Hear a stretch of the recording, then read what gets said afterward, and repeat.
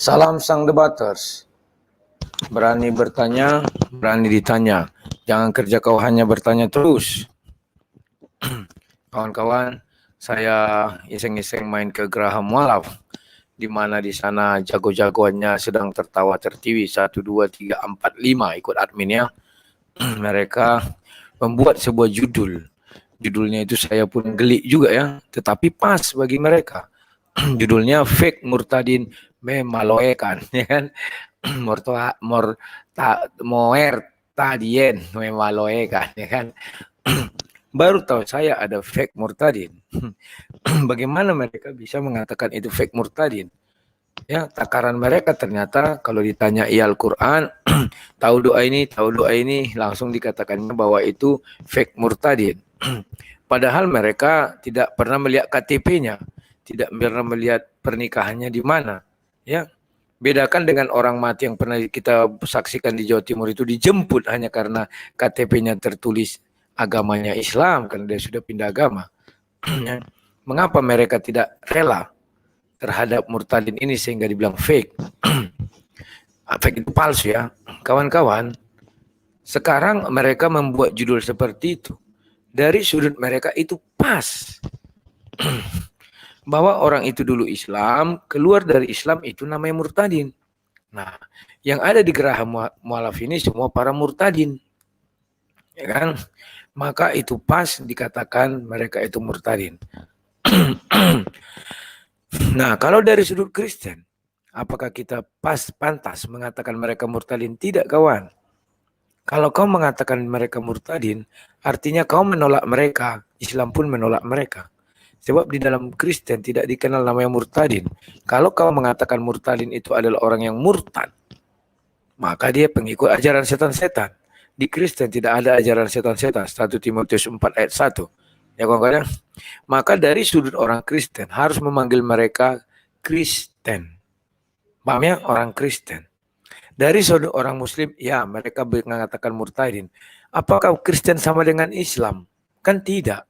Maka panggilan itu tidak boleh disamakan.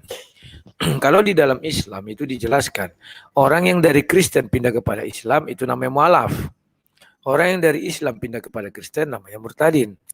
Kalau di dalam Kristen, orang yang pindah dari Kristen kepada agama lain, ya, itu dinamakan murtad. Orang yang memeluk atau mengikut Yesus namanya bertobat. Bukan murtadin lagi kawan ya, tolong dipahami ya. Nah, mereka ini sebenarnya apa ya? Ingin mempermalukan murtadin itu tapi nggak mampu mereka ya. Karena begini kawan, kumpul pun mereka ini 100 orang. Ya tetap begitu-begitu aja, pikirannya pendek, otaknya sedikit, yang itu-itu saja dibahas. Bayangkan hanya untuk menghadapi murtadin, kalau gayanya seluruh dunia bisa masuk, tapi 5 orang menghadapi. Kan dungu. Kecuali 1 orang, kayak seperti saya. Nah, itu baru gagah perkasa. Baru itu mengetahui kitab sucinya. Yakin aku kalau masuk aku tuh ditolak. Alasannya bukan murtadin. Kalau aku pakai fake akun, bisa aja aku hajar orangnya, tapi nggak enak ya kawan-kawan. Biarkan saja lah mereka bilang apa saja. Nah sekarang kita tonton dulu pendapat ada seorang wanita yang kalau saya buat nanti ada si Nandar saya buat kan kalian bosan. Tapi tak apa-apa saya mulai dengan wanita ini saja dulu ya agar kita bisa melihat bagaimana sih mereka ini murtadin ini. Masya Allah Bang Aris. Memang kuat sekali dari di perjanjian barunya ya yang menyatakan bahwa Tuhan ini memang tidak terlihat gitu. Kalau misalnya terlihat ya bukan Tuhan. Masya Allah. Oh kita kedatangan tamu ini Uti Rifa, teman kita yang baru. Mungkin Uti Rifa bisa menyampaikan sepesan 2 pesan untuk topik kita kali ini menyangkut murtadin odong-odong. Silakan Uti Rifa. Assalamualaikum warahmatullahi wabarakatuh semuanya, selamat malam. Waalaikumsalam warahmatullahi wabarakatuh. Masya Allah, diberi lagi kesempatan sama Allah untuk menimba ilmu dan mungkin sedikit memberi pandangan ya. Sebagai satu-satunya yang paling cantik saya di sini. Masya Allah. Betul, fenomena saat ini sebenarnya kalau saya sih sebagai seorang muslimah ya, insya Allah sebenarnya tidak merasa aneh. Tidak merasa sesuatu hal yang sangat apa ya, wow, begitu mendengar, oh saya bertemu dengan Tuhan, saya dibawa jalan-jalan sama Tuhan, kemudian saya berpindah agama. Nah, gitu. Itu adalah sebuah pengakuan ya. Kita sepakat kalau itu adalah sebuah pengakuan alias klaim. Nah, ini gitu.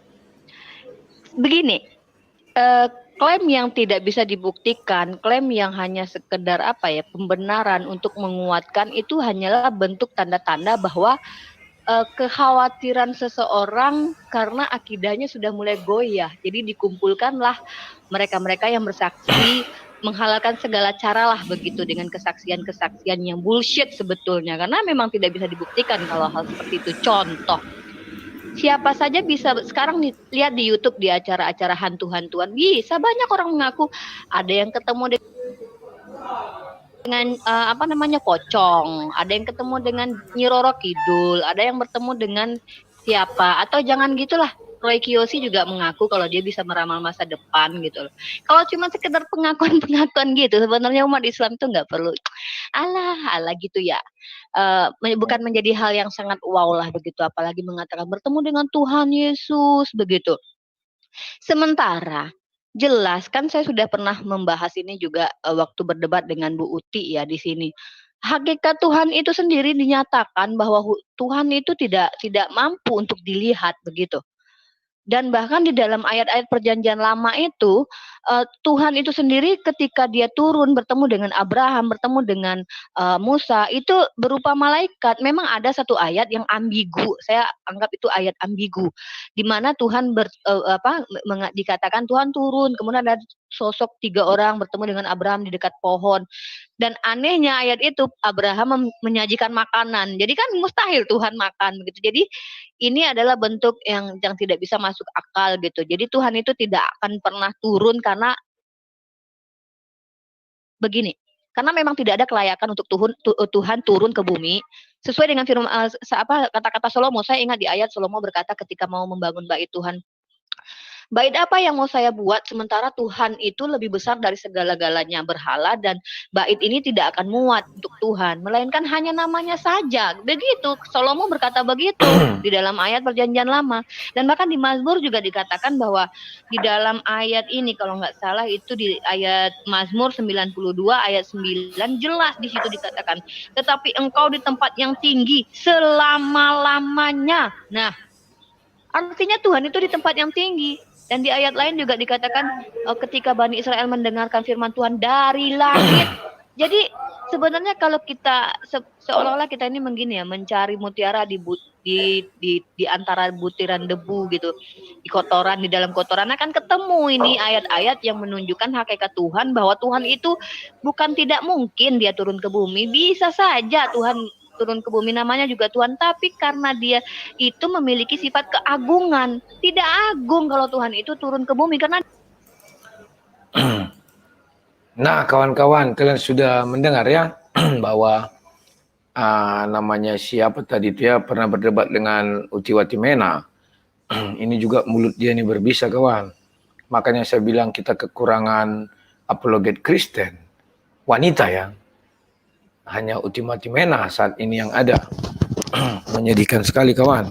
Tetapi kalau murtadin ya banyak, dan mereka diobral sama si Yusuf Manubulu ya. Padahal mereka sudah Kristen. Jadi kalau mereka berdebat, kalau melekat kata murtadin, apa namanya kawan? Pendebat murtadin, kan aneh ya, atau apa ya, wanita. Kalau siapa kan Christian Princess, kalau mereka Christian Murtadin, apa Princess Murtadin ya. Si Fatima semoga pakai nama itu ya, biar agak-agak menggigit ya. Saya gelari dia sekarang Murtadin Princess atau Princess Murtadin ya. Aku kurang pandai bahasa Inggris menaruh-naruhnya. Kalian saja nanti yang membuat ya. Penting itulah namaku sama dia. Kalau bisa diganti nama channelnya ya. Nah, kawan-kawan,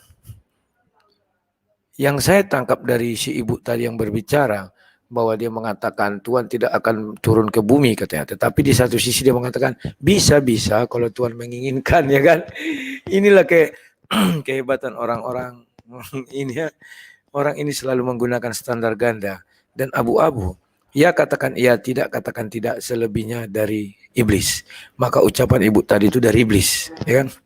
Kalau ucapan dari Kristen itu jelas bahwa Tuhan serupa dan segambar dengan manusia.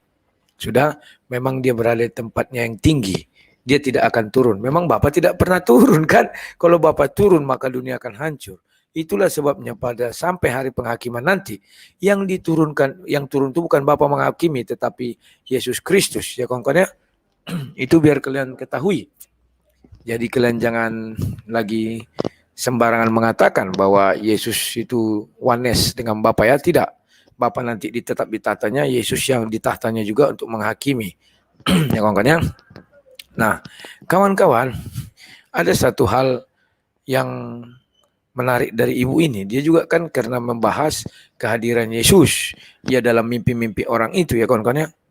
Dan dia sebenarnya ingin menembak bahwa Yesus itu bukan Tuhan karena sudah dikatakan Tuhan berada di tempat tahtanya. Kan demikian. Ibu ini kan tidak tahu bahwa Tuhan itu, keinginan Tuhan tidak ada orang yang bisa menghalangi dia. Dan Tuhan sudah mengatakan dia tidak akan turun ke bumi. Benar. Maka Tuhan tidak turun ke bumi, tapi dikirimnya citranya dalam wujud daging. Ya kan? Samalah ketika di dalam Al-Quran dikatakan roh kami. Pernah saya tanya seorang pendebat muslim, kami disebut di sana siapa?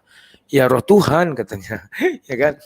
Saya pun tidak mengerti. Dan Tuhan ketika berbicara sama Musa juga kan, tangannya dilihat Musa hancurlah gunung-gunung. Ya kan? Nah, kawan-kawan, bahwa dia tidak mengerti bahwa Yesus itulah firman Tuhan yang menjadi manusia. Yohanes 1:14. Sama dengan ketika saya mengutus citra saya ke hadapan kalian. Saya kan tidak ke sana. Saya duduk manis di tahta saya yang hitam ini kan. Yang di belakang ini kan. Jadi ya mereka karena tidak ada Roh Kudus dalam diri mereka sulit memahami hal itu, ya kawan-kawan ya.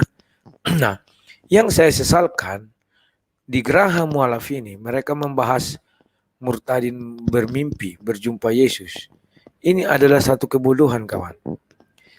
Kenapa mereka tidak membahas ya para muslim yang bertemu dengan Nabi Muhammad? Ya, saya bagikan dulu, tapi tidak saya play karena saya takut nanti kena hak cipta, ya kawan-kawan. Ini kalian dengar dulu, ini dia judulnya Wirda ketemu Nabi Muhammad. Wirda bertemu Nabi Muhammad SAW dalam mimpi. Mengapa mereka tidak membahas ini? Dan satu lagi ada video ibu yang dari Kalimantan itu, ketika dia masih Kristen pun dia sudah bertemu dengan Nabi Muhammad SAW. Ya, ada hadis mengatakan bahwa Nabi Muhammad wajahnya tidak bisa diambil iblis. Maka yang hadir ke hadapan orang, kalau misalnya kata milik wajah Nabi, itu ada Nabi sungguhan. Ya kawan-kawan ya. Kawan-kawan, Nabi tidak bisa digambarkan. Tetapi ternyata di sini bisa ditunjukkan Nabi Muhammad itu bagaimana. Saya nggak tahu itu. Dari apa dia bisa memastikan bahwa itu Nabi Muhammad? Kalau terang cahaya terang. Bagaimana dia mengatakan itu wajah Nabi Muhammad? Saya tidak tahu. Fenomena apa ini? Ya. Orang yang tidak pernah dilihat, yang tidak pernah digambarkan, bisa ditemui. Contoh, ketika murid-murid melihat Elia dan Musa, mereka mengenal Musa dan Elia itu. Artinya, gambar Musa dan Elia ada dan pernah mereka lihat. Kalau tidak ada, malah gimana bisa mereka menentukan yang kiri atau kanan yang Musa atau Elia? Ya. Nah sekarang kalau orang bertemu Yesus, ya itu ada foto-fotonya dibuat. Terserah kalian mau bilang apa. Nah di dalam dialog mualaf-mualaf goblok-goblok tadi, kristologi tadi, mereka membuat ini loh, ada Nabi Isa, Yesus dalam format Cina, format India, format ini segala macam ya. Intinya Yesus itu ada gambarnya dibuat orang Kristen. Sehingga ketika dia mengatakan aku menemui jumpa foto itu dalam mimpiku. Artinya satu kebenaran. Yang bahwa dia pernah melihat itu. Dalam mimpiku kata dia kan. Namun kawan itu hanya untuk pemanis aja saya bilang untuk orang-orang yang belum mengenal Yesus. Kalau orang-orang yang sudah mengenal Yesus ingat. Yesus adalah firman Allah. Maka kalau kamu melihat gambar itu bukan Yesus, ya kan? Sebab Yesus terakhir kali pun berjumpa kepada Rasul Paulus hanya berupa suara, ya. Dan suara itu uji, seperti yang saya bilang kemarin. Udah berulang-ulang saya katakan, kalau suara itu tertulis dalam kitab suci, benar itu Yesus. Tapi kalau suara itu tidak tertulis dalam kitab suci, itu bukan Yesus, tapi hantu belau. Nah, kalau kau tetap memaksakan itu Yesus, maka buatlah kitab suci baru. Cabut Wahyu 22 ayat 18-19, tulis namamu. Misalnya namamu Yuni, Yuni 1 ayat 1, Yuni 1 ayat 10, dan segala macamnya. Ya paham ya kawan-kawan? Nah, untuk kawan-kawan yang muslim ya, itu kan ada yang muslim itu, bukan semuanya mualaf itu, kayak Amir Al-Qadri muslim asli, Sinandar Begu-Begu juga muslim asli, baru si satu Moshe, Indra Moshe juga, ini kan Indra Moshe adminnya itu juga muslim asli ya. Yang satu hanya siapa namanya itu ya, si rambut gondrong kecil itu ya, yang sok-sok pandai. Kalau apa enggak usah nih pandai, sudah ditulisnya situ ya. Kalau dia mau mencari dimatikannya layarnya, pura-pura pergi kemana-mana. Siapa namanya, si Setonyo siapa itu ya, Aristo. Jadi kawan-kawan di Geraha Mualaf, daripada kalian kelihatan tolol dan bego di hadapan kami, lebih bagus kalian bahas mengenai penampakan Nabi Muhammad. Karena itu lebih bagus kawan. Ya, jelaskan kalian apakah Nabi Muhammad bisa ditemui.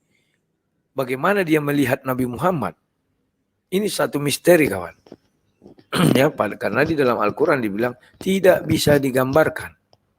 Dan bagaimana muslim, kan mereka masih muslim ketika pergi ke Ka'bah. Mereka masih muslim ketika sholat ada Yesus katanya atau Nabi Isa. Itu juga harus kalian jelaskan. Bagaimana mereka bisa melihat Nabi Isa. Kalau Yesus ya, karena mereka sering lihat foto-foto itu, maka mereka mengatakan itulah Yesus.